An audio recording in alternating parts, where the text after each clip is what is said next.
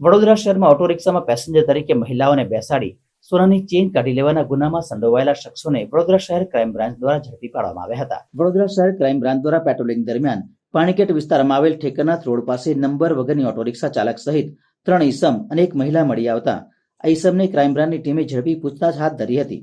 તે દરમિયાન શંકા જતા આ તમામ શખ્સોને ઓટો રિક્ષાને કોર્ડન કરીને રોકી તમામના નામ પૂછી તેઓ પાસેથી ઓટો રિક્ષામાંથી સોનાની 2 ચેઇન મળી આવી હતી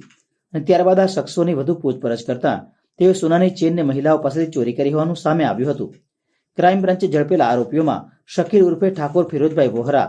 રહેવાસી મહેમદાવાદ ખાતરજ દરવાજા બહાર, જિલ્લો ખેડા, સલમાન ગુલામ નબી વોરા, રહેવાસી સનમપાર્ક સોસાયટી, ઉમરીનગર આણંદ,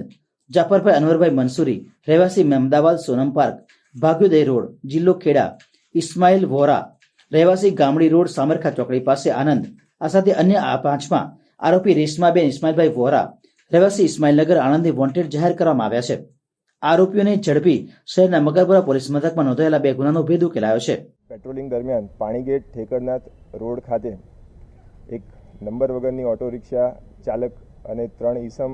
અને એક મહિલા આ રિક્ષામાં જતા હતા। જે દરમિયાન આઈડેન્ટિફાઈ થતા તેમાં શકીલ ઉર્ફે ઠાકોર ફિરોજભાઈ વોરા, સલમાન ગુલાબ નબી વોરા, જાફરભાઈ મંસૂરી, શિરીન ઉસ્માનભાઈ વોરા આ ત્રણેય પાસેથી 3 ફોન, ઓટો રિક્ષા, સોનાની 2 ચેઇન મળી આવેલ છે અને ગુનો ડિટેક્ટ થયેલ છે।